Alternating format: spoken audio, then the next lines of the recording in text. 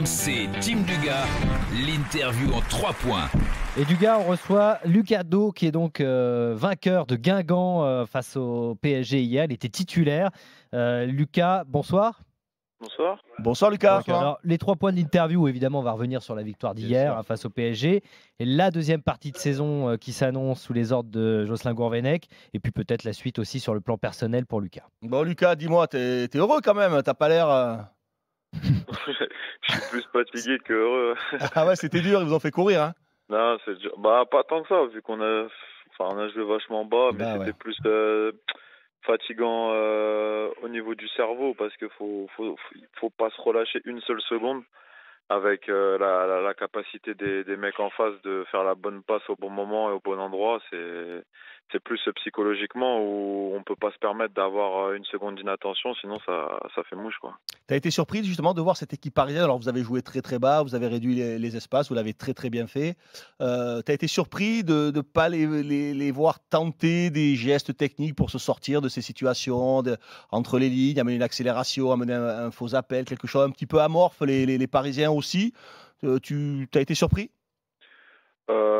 Surpris, non, parce que le coach avant le match, il avait insisté sur le fait d'avoir un plan de jeu et de s'y tenir. Donc en l'occurrence, mettre nos excentrés vachement bas, quitte à défendre à 6, mais vraiment qu'il y ait toujours au moins un mec au milieu, parce que à partir du moment où ils prennent de l'avance sur une passe ou sur une accélération au milieu, c'est là où ils font la différence, parce qu'ils se trompent très rarement en général, surtout Neymar et Verratti, même s'il a joué qu'en deuxième mi-temps.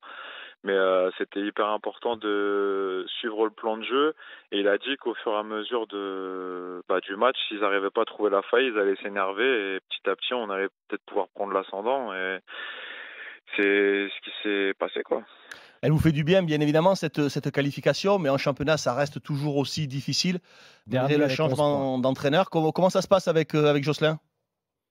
Bon, ça se passe bien. Après, moi, c'est différent personnellement parce que j'avais pas joué depuis 2 mois et demi. J'étais blessé toute la fin de première partie de saison, donc je voyais ça un peu d'un œil plus extérieur. J'étais dans le groupe, mais quand on est blessé, on sait que c'est toujours différent. Après, voilà, il a amené ses idées, il a amené ses ambitions avec lui, et des choses particulières à sa personne et à sa façon de coacher. Et voilà, on reste sur 4 matchs en comptant les coupes et le championnat. On reste sur 4 victoires. Enfin, des nuls, mais qui comptent comme qualification en coupe, et 2 victoires.